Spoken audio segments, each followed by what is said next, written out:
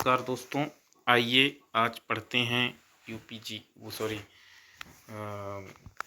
Indian GK में भारत के बाघ, टाइगर रिजर्व, जनगणना, भारत के प्रमुख रामसर साइट्स और रेलवे के लिए जो बहुत इम्पोर्टेंट हैं और अदर एग्ज़ाम के लिए भी। तो आइए दोस्तों, मेरे साथ चैनल में आगे की वीडियो देखने के लिए मेरे चैनल को प्लीज़ सब्सक्राइब करें। आइए स्टार्ट करते हैं। रातापानी टाइगर रिजर्व भारत का कौन सा टाइगर रिजर्व है? 57 नंबर का। कहाँ है? मध्य प्रदेश में। रातापानी टाइगर रिजर्व भारत का 57 का है, मध्य प्रदेश में है। रानी दुर्गावती टाइगर रिजर्व मध्य प्रदेश में है। कान्हा, बांधवगढ़, पन्ना ये कहाँ है? मध्य प्रदेश में है। इंदिरा, प्रियदर्शनी और पेंच मध्य प्रदेश में। इंदिरा, प्रियदर्शनी और पेंच टाइगर रिजर्व कहाँ है? मध्य प्रदेश में। सतपुड़ा, संजय ढुगरी कहाँ है? मध्य प्रदेश। सतपुड़ा और संजय ढुगरी टाइगर रिजर्व मध्य प्रदेश में है। मानस, नेमोरी, काजीरंगा, ओरांग कहाँ है? असम में।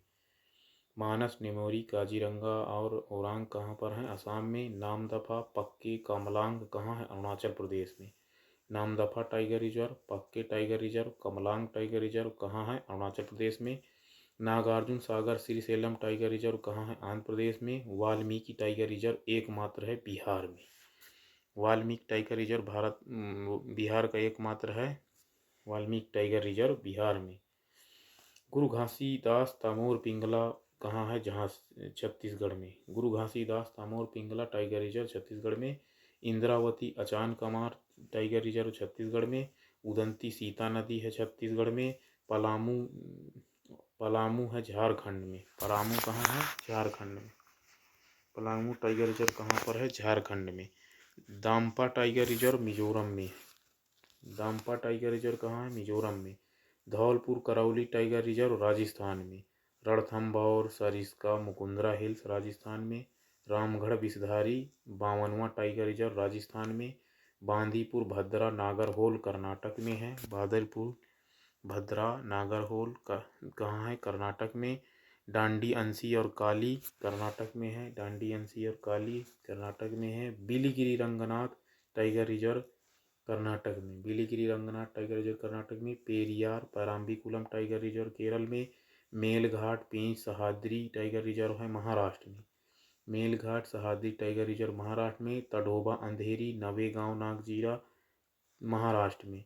दुधवा, पीलीभीत, अमानगढ़ उत्तर प्रदेश में है। दुधवा, पीलीभीत, अमानगढ़ कहाँ टाइगर रिजर्व कहाँ है? उत्तर प्रदेश में। दुधवा, पीलीभीत, अमानगढ़ टाइगर रिजर्व उत्तर प्रदेश में है। रानीपुर टाइगर रिजर्व उत्तर प्रदेश में है।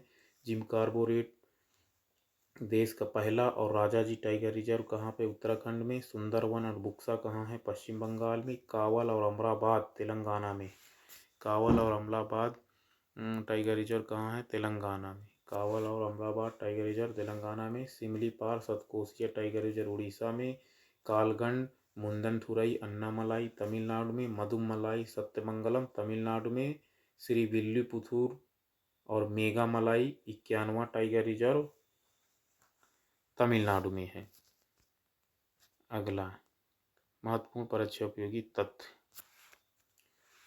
सर्वाधिक टाइगर रिजर्व कहाँ पर हैं? मध्य प्रदेश में। टाइगर स्टेट के रूप में विख्यात है मध्य प्रदेश। बाघ का वैज्ञानिक नाम पैंथेरा टाइग्रिस। बाघ का अंतर्राष्ट्रीय बाघ दिवस 29 जुलाई को। भारत में कुल टाइगर रिजर्व कितने हैं? 57। वर्तमान में टाइगर रिजर्व भारत में कितने हैं? 57। प्रोजेक्ट टाइगर की शुरुआत हुई थी 1 अप्रैल 1973 में। Tiger man of India Kailash Sankhla. Bharat का पहला बाघ रिजर्व जिम कार्बोरेट उत्तराखंड में है, जिसे 1 अप्रैल 1973 को टाइगर रिजर्व घोषित किया गया। बाघ रिजर्व जिम कार्बोरेट है, जिसे 1 अप्रैल 1973 को टाइगर रिजर्व घोषित किया गया था। क्षेत्रफल में सबसे बड़ा टाइगर रिजर्व आंध्र प्रदेश का नागार्जुन सागर श्रीशैलम है। क्षेत्रफल में सबसे छोटा टाइगर रिजर्व महाराष्ट्र का बोट टाइगर रिजर्व है। क्षेत्रफल में सबसे बड़ा टाइगर रिजर्व आंध्र प्रदेश का नागार्जुन सागर श्रीशैलम है और सबसे छोटा टाइगर रिजर्व महाराष्ट्र का बोट टाइगर रिजर्व। नेक्स्ट जनगणना देखते हैं। भारत की जनगणना 2011।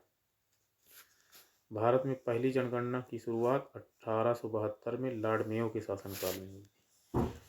देश में नियमित जनगणना की शुरुआत 1881 में लॉर्ड रिपन के काल में हुई थी।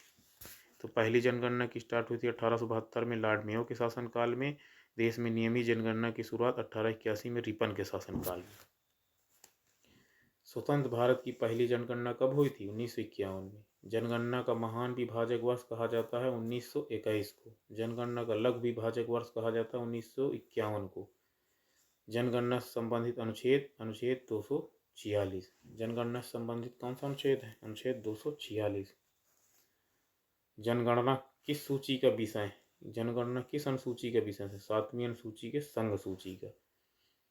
जनगणना की अवधि प्रत्येक 10 वर्ष पर। जनसंख्या का अध्ययन क्या कहलाता है? डेमोग्राफी या जनांकी। 2011 की जनगणना क्रम देश का 15वीं और स्वतंत्र भारत की 7वीं जनगणना थी।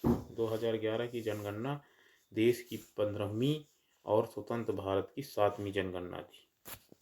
2011 की जनगणना का आदर्श वाक्य क्या था? हमारी जनगणना हमारा भविष्य। 2011 की जनगणना का आदर्श वाक्य हमारी जनगणना हमारा भविष्य। कुल 29 प्रश्न। जनगणना का शुभंकर था प्रगणक शिक्षिका। प्रथम जनगणना कमिश्नर थे डब्ल्यू प्लाडेन। प्रथम जनगणना कमिश्नर कौन थे? डब्ल्यू प्लाडेन। स्वतंत्र भारत के प्रथम जनगणना आयुक्त कौन थे? R.A. गोपालास्वामी 1949-51। स्वतंत्र भारत के प्रथम जनगणना आयुक्त R.A. गोपालास्वामी 1949-53। 2011 के जनगणना आयुक्त C. चंद्रमौली। पहली बार जाति आधारित जनगणना 1931 में। विश्व जनसंख्या दिवस 11 जुलाई को।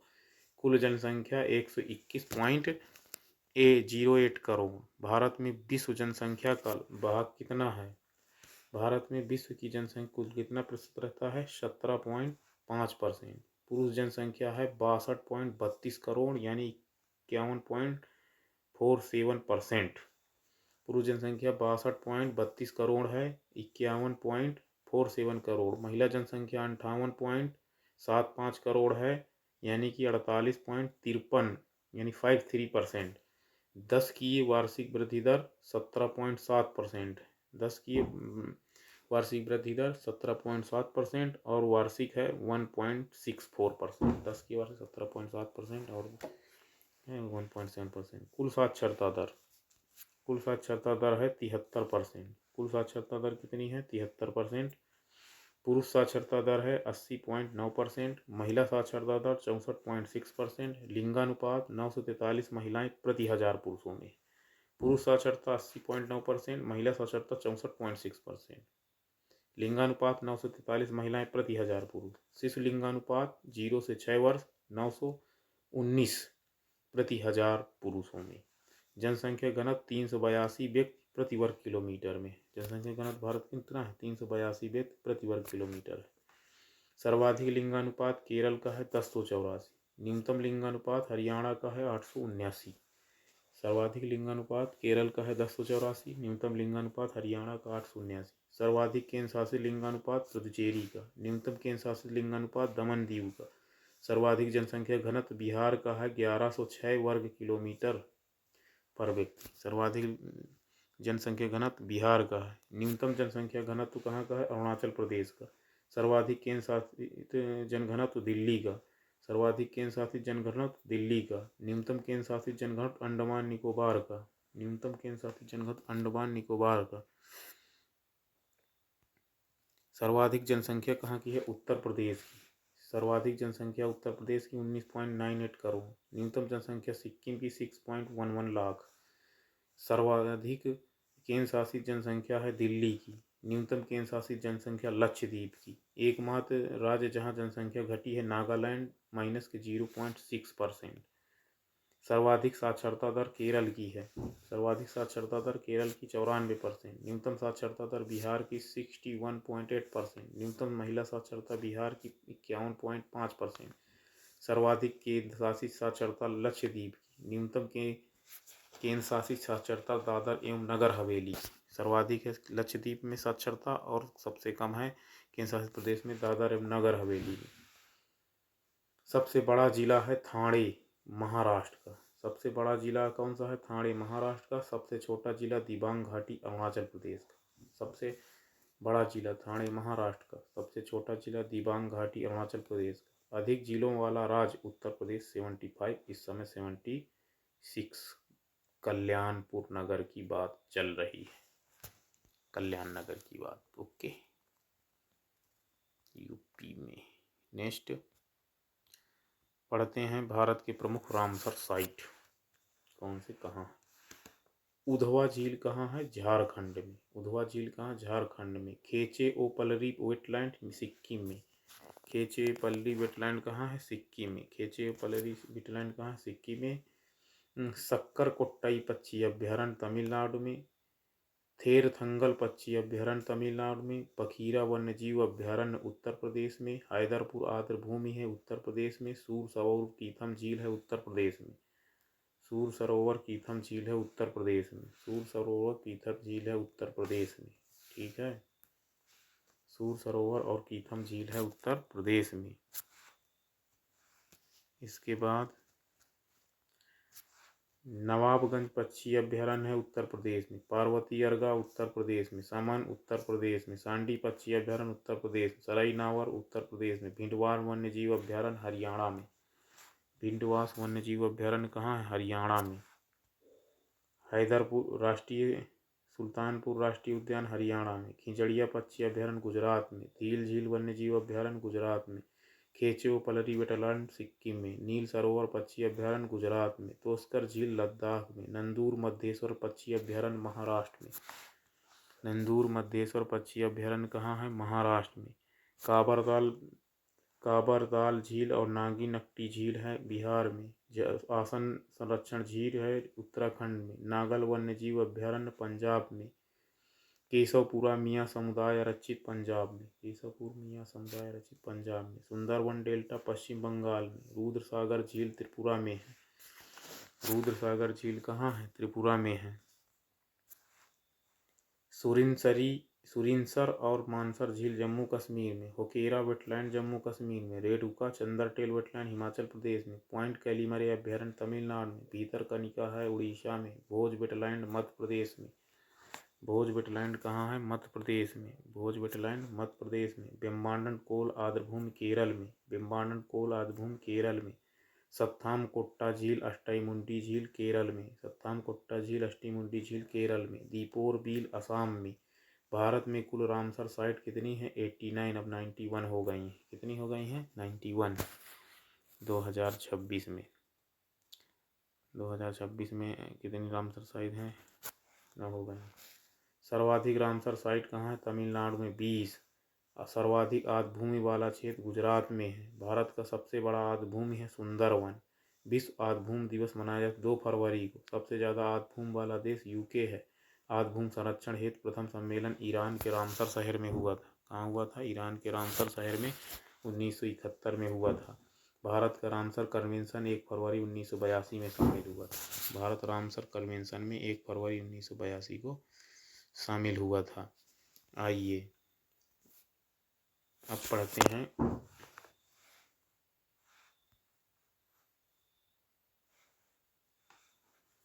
इसरो, मतलब भारतीय अंतरिक्ष केंद्र प्रक्षेपण यान। भारतीय अंतरिक्ष केंद्र प्रक्षेपण यान। इसरो भारतीय अंतरिक्ष अनुसंधान संगठन। Indian Space Research Organisation ISRO। स्थापना 15 अगस्त 1969 को। इसरो की स्थापना कब हुई थी? 15 अगस्त 1969 को। मुख्यालय कहाँ है इसका? बंगलुरु में। प्रथम अध्यक्ष इसरो के थे विक्रम साराभाई। विक्रम साराभाई को भारतीय अंतरिक्ष कार्यक्रम का जनक कहा जाता है। विक्रम साराभाई को क्या कहा जाता है? भारतीय अंतरिक्ष कार्यक्रम का जनक कहा जाता है। विक्रम साराभाई। भारतीय अंतरिक्ष केंद्र स्थित है तिरुवनंतपुरम केरल में। सतीश धवन अंतरिक्ष केंद्र स्थित है श्रीहरिकोटा आंध्र प्रदेश में। स्पेस एप्लीकेशन सेंटर है अहमदाबाद में। स्पेस एप्लीकेशन सेंटर कहाँ है? अहमदाबाद में। राष्ट्रीय सुदूर संवेदी केंद्र हैदराबाद में। राष्ट्रीय सुदूर संवेदी केंद्र हैदराबाद में। भारतीय सुदूर संवेदन संस्थान देहरादून में। नासा का गठन हुआ था 1958 वाशिंगटन DC में। स्पेस एजेंसियां नासा कहाँ की? अमेरिका की। जाक्सा जापान की। आईएसए इजराइल की। सीएनएसए चाइना की। रास्कोमेस रूस की। सुपरको पाकिस्तान की। एईबी ब्राज़ील की। भारत का प्रथम उपग्रह और मिशन। प्रथम भारतीय उपग्रह आर्यभट्ट था। 19 अप्रैल 1975 को सोवियत संघ से प्रक्षेपित किया गया। प्रथम भारतीय उपग्रह क्या था? आर्यभट्ट था। 19 अप्रैल 1975 को सोवियत संघ से प्रक्षेपित किया गया था। भारत में प्रक्षेपित भारत का प्रथम उपग्रह था रोहिणी RS-1। भारत का पहला मौसम आधारित उपग्रह कौन सा? कल्पना 1। भारत का पहला मौसम आधारित उपग्रह कल्पना 1, पुराना नाम मैटसैट। भारत का प्रथम संचार उपग्रह एप्पल। भारत का प्रथम चंद्र मिशन चंद्रयान फर्स्ट। पहला पृथ्वी अवलोकन उपग्रह EOS-03। पहला पृथ्वी अवलोकन उपग्रह EOS-03। भारत का पहला सौर मिशन आदित्य L1। भारत का पहला सौर मिशन कौन सा था? आदित्य L1। SLV का पूर्ण रूप क्या है? SLV का पूर्ण रूप है सैटेलाइट लॉन्च व्हीकल। ASLV का पूर्ण रूप होता है augmented satellite launch vehicle. SSLV का फुल फॉर्म है small satellite launch vehicle. PSLV का फुल फॉर्म है polar satellite launch vehicle. GSLV का पूरा नाम है geosynchronous satellite launch vehicle. SLV-3 Bharat का प्रथम प्रक्षेपण यान था। SLV-3 क्या था? SLV-3 भारत का प्रथम प्रक्षेपण यान था। भारत का प्रथम उपग्रह रोहिणी RS-1 18 जुलाई 1980 को SLV-3 से भेजा गया था। भारत का प्रथम उपग्रह रोहिणी RS-1 18 जुलाई 1980 को SLV-3 द्वारा भेजा गया था। PSLV का अन्य नाम वर्क हॉर्स है। GSLV के माध्यम से अधिक भार वाले उपग्रहों को भेजा जाता है। GSLV से अधिक भार वाले उपग्रहों को भेजा जाता है। नेक्स्ट, अंतरिक्ष कार्यक्रम। विश्व का अंतरिक्ष युग में प्रवेश हुआ था सबसे पहले 1957 में। भारत में अंतरिक्ष कार्यक्रम शुरू हुआ 1962 में। विश्व का अंतरिक्ष युग में प्रवेश हुआ 1957 में। भारत का अंतरिक्ष कार्यक्रम में शुरुआत 1962 में। अंतरिक्ष विभाग आयोग की स्थापना भारत में हुई थी 1972 में। अंतरिक्ष में प्रथम जानवर जो गया था वो लाइका कौन थी? कुतिया। अंतरिक्ष में पहुंचने वाला प्रथम व्यक्ति था मेजर यूरी गागरिन, सोवियत संघ 1961। अंतरिक्ष में पहुंचने वाला प्रथम व्यक्ति मेजर यूरी गागरिन, सोवियत संघ 1961। अंतरिक्ष में जाने वाली प्रथम महिला वेलेंटिया तेरेस्कोवा, सोवियत संघ 1963। अंतरिक्ष में जाने वाली प्रथम महिला वेलेंटिया तेरेस्कोवा 1963। अंतरिक्ष में तैरने वाला प्रथम व्यक्ति था अलेक्सी लियोनोव, सोवियत संघ 1965। अंतरिक्ष में तैरने वाली प्रथम महिला स्वेतलाना सवित्तिकाया। अंतरिक्ष में प्रथम एशियाई थे फाम तुआनपे, प्रथम एशियाई अंतरिक्ष में। अंतरिक्ष में जाने वाला प्रथम भारतीय स्क्वाड्रन लीडर राकेश शर्मा, 3 अप्रैल 1984। अंतरिक्ष में प्रवेश करने वाली भारतीय मूल की प्रथम महिला कल्पना चावला 1997 में, जन्म 1962 में, हरियाणा के करनाल में। अंतरिक्ष में प्रवेश करने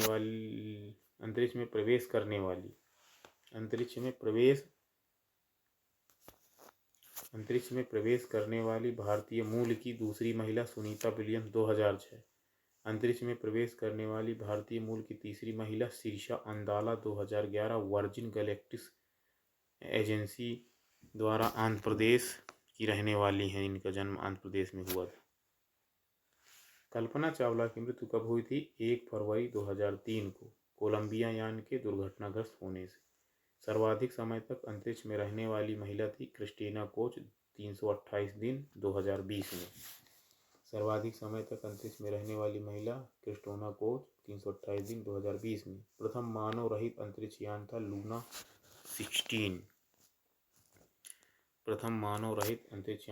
16। भारत का प्रथम चालक रहित यान था लक्ष्य। चंद्रमा पर उतरने वाला प्रथम चालक विहीन अंतरिक्ष यान था लूना 9। चंद्रमा पर पैर रखने वाला प्रथम व्यक्ति नील आर्मस्ट्रांग, अमेरिका, 21 जुलाई 1969। चंद्रमा पर मानव को पहुंचाने वाला प्रथम अंतरिक्ष यान था अपोलो 11। चंद्रमा पर मानव को पहुंचाने वाला प्रथम अंतरिक्ष यान अपोलो 11। चंद्रमा पर मानव भेजने वाला प्रथम देश संयुक्त राज्य अमेरिका। प्रथम अंतरिक्ष पर्यटक डेनिस टीटो यूएसए। प्रथम अंतरिक्ष महिला पर्यटक थी अनसेह अंसारी। प्रथम महिला अंतरिक्ष पर्यटक अनसेह अंसारी 2006 ईरानी मूल की अमेरिकी महिला।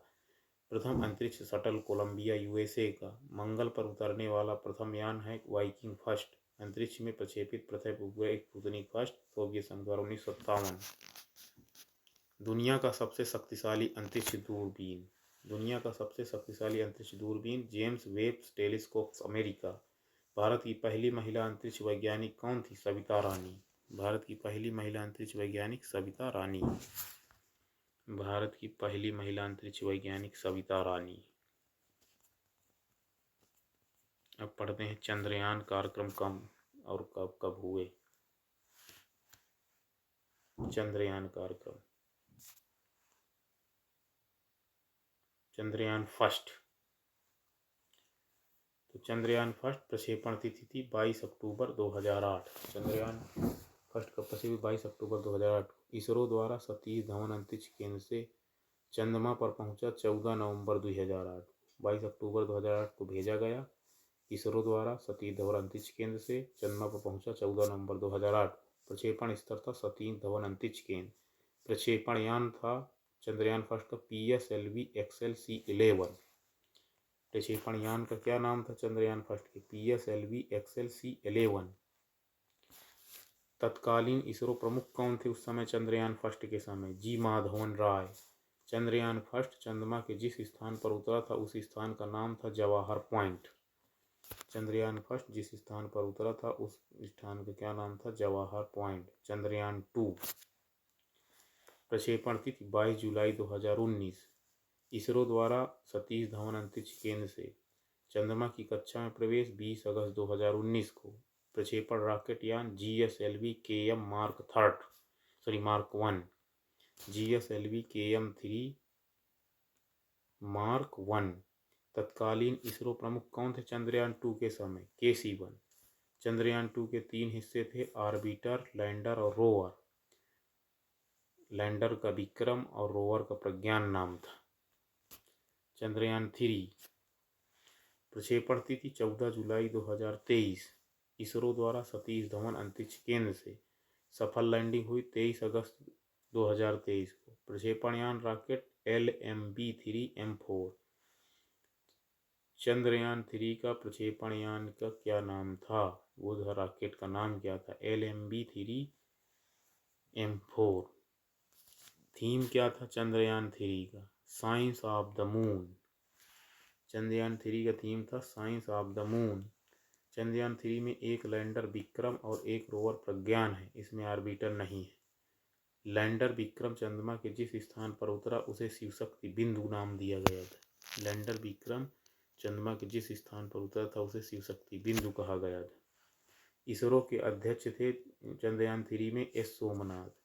परियोजना के निदेशक थे चंद्रयान 3 में P वीर मुथुवेल।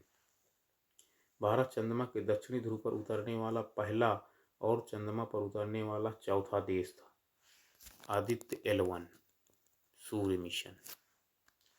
भारत का पहला सौर मिशन है आदित्य L1, जो इसरो द्वारा श्रीहरिकोटा से 2 सितंबर 2023 को PSLV C-57 रॉकेट लॉन्च होने के 127 दिन बाद 6 जनवरी 2024 को L1 बिंदु पर पहुंचा। तो आदित्य L1 भारत का पहला सौर मिशन है जो इसरो द्वारा श्रीहरिकोटा से 2 सितंबर 2023 को PSLV C-57 रॉकेट से लॉन्च होने के 127 दिन बाद 6 जनवरी 2024 को L1 बिंदु पर पहुंचा था। L1 का अर्थ क्या होता है? Lagrange point 1। L1 का क्या होता है? Lagrange point 1।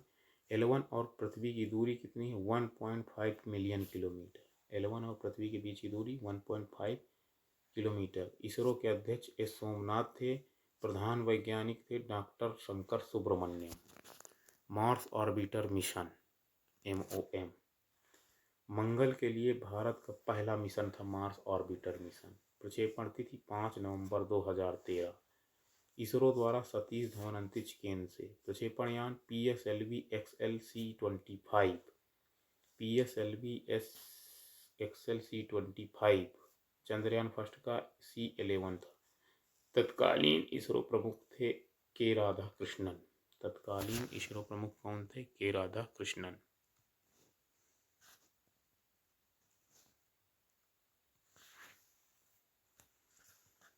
अगला पर्यावरण से संबंधित कुछ पढ़ते हैं। पृथ्वी पर पाए जाने वाले भूमि, जल, वायु, पेड़ पौधे, जीव जंतुओं आदि के समूह जो हमारे चारों ओर है कहलाता है पर्यावरण। प्रथम अंतर्राष्ट्रीय पर्यावरण सम्मेलन 1972 में स्टॉकहोम में हुआ था। प्रथम अंतर्राष्ट्रीय पर्यावरण सम्मेलन हुआ था 5 जून 1972 को स्टॉकहोम में। प्रथम विश्व पर्यावरण दिवस मनाया गया था 5 जून 1973 को। विश्व पर्यावरण दिवस 5 जून को मनाया जाता है। ओजोन परत के संरक्षण संबंधित मॉन्ट्रियल सम्मेलन होता 16 सितंबर 1987 को। विश्व ओजोन संरक्षण दिवस 16 सितंबर को। मॉन्ट्रियल क्या है? कनाडा का एक शहर। मॉन्ट्रियल क्या है? कनाडा का एक शहर है। ओजोन की मात्रा में कमी का मुख्य कारण क्या है? क्लोरोफ्लोरोकार्बन। ओजोन की मात्रा कारण है क्लोरोफ्लोरोकार्बन। ओजोन परत को नष्ट करता है CFC क्लोरोफ्लोरोकार्बन। प्रथम पृथ्वी सम्मेलन आयोजित हुआ था 1992 ब्राजील के रियो डो जेनेरियो में। पृथ्वी दिवस मनाया जाता है 22 अप्रैल को। क्योटो सम्मेलन कब हुआ था? जापान में 1997 में। क्योटो प्रोटोकॉल प्रभावी हुआ 2005 को। क्योटो सम्मेलन हुआ था 1997 में। क्योटो प्रोटोकॉल प्रभावी हुआ 2005 में। क्योटो सम्मेलन संबंधित है वातावरण में कार्बन डाइऑक्साइड उत्सर्जन में वृद्धि से। विश्व का गर्म होना या पृथ्वी का औसत तापमान बढ़ना कहलाता है ग्लोबल वार्मिंग। पृथ्वी का औसत घनत्व कितना है? 14 डिग्री सेंटीग्रेड। पृथ्वी का औसत तापमान 14 डिग्री सेंटीग्रेड। ग्लोबल वार्मिंग को प्रभावित करने वाला मुख्य कारक है कार्बन डाइऑक्साइड। वायुमंडल की वार्षिक तापमान वृद्धि कहलाता है हरित गृह प्रवाह है green house effect. Green house गैसें कौन कौन सी हैं? जलवाष्प, कार्बन डाइऑक्साइड, मीथेन और नाइट्रस ऑक्साइड। हरित गृह प्रभाव है सर्वाधिक उत्तरदायी गैस कार्बन डाइऑक्साइड है। प्रथम ग्रीन हाउस गैसों की संकल्पना थी जोसेफ फोरियर ने 1824 में। प्रथम ग्रीन हाउस गैसों की संकल्पना की थी जोसेफ फोरियर ने 1824 में। पर्यावरण एवं वन मंत्रालय का गठन कब किया गया था? 1985 में। भारत में पर्यावरण वन मंत्रालय का गठन 1985 में। भारत सरकार ने पर्यावरण संरक्षण अधिनियम लागू किया 1986 में। विश्व पर्यावरण संरक्षण दिवस मनाया जाता है 26 नवंबर को। पर्यावरण संरक्षण के लिए काम करने वाला अंतर्राष्ट्रीय agency green peas international Amsterdam में मुख्यालय है इसका। राष्ट्रीय पर्यावरण अनुसंधान केंद्र कहाँ है? नागपुर में, नीरी। राष्ट्रीय वन नीति लाई गई थी 1998 में। राष्ट्रीय जल नीति लाई गई 2002 में। राष्ट्रीय वन नीति 1998 में। राष्ट्रीय जल नीति 2002 में। राष्ट्रीय पर्यावरण नीति 2004 में। राष्ट्रीय पर्यावरण नीति 2004 में। वन नीति 1998 में। जल नीति 2002। पर्यावरण नीति 2004। राष्ट्रीय हरित प्राधिकरण गठन 2010।